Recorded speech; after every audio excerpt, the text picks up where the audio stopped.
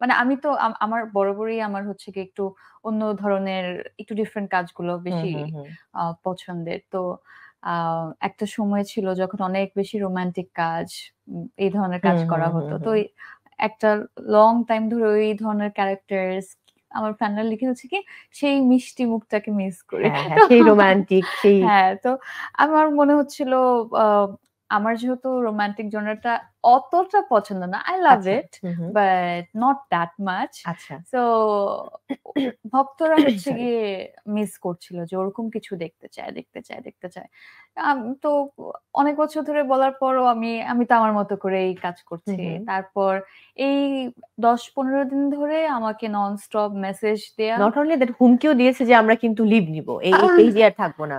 Fan হ্যাঁ। Page আমরা এখন বর্জন করব যদি না আমাদের কথা শোনানো হয়। তো ওদের হচ্ছে গিয়ে এরকম, "আপু আপনার কাছে আমরা কখনোই কোনো কিছু দাবি করি নাই বা এরকম রোমান্টিক কাজে দেখতে চাই, রোমান্টিক নাটক দেখতে চাই।" হ্যাঁ।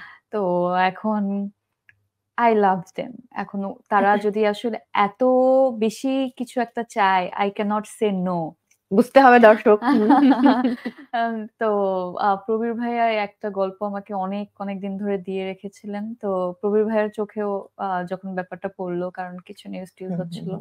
তো উনি আ আমার সাথে কথা বললেন। কথা বলার পরে যে, "আপু আমার মনে হয় এটাই হুম, সেই সময় করে ফেলি। যেখানে আমাদের এই কাজটা করা উচিত।" তো আমরা আবার বসলাম। বসার পর মনে হলো আচ্ছা ঠিক আছে, why not? আ এত করে চাইলে আমি কিভাবে না করব বা না করা উচিতও না।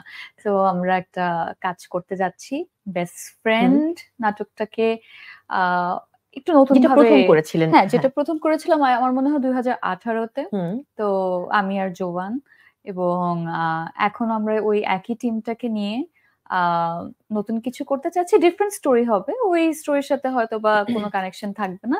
বাট ওই আমেজটা ওই ওইজন্যই 2.0 হ্যাঁ, বেস্ট ফ্রেন্ড এইজন্যই 2.0 2.0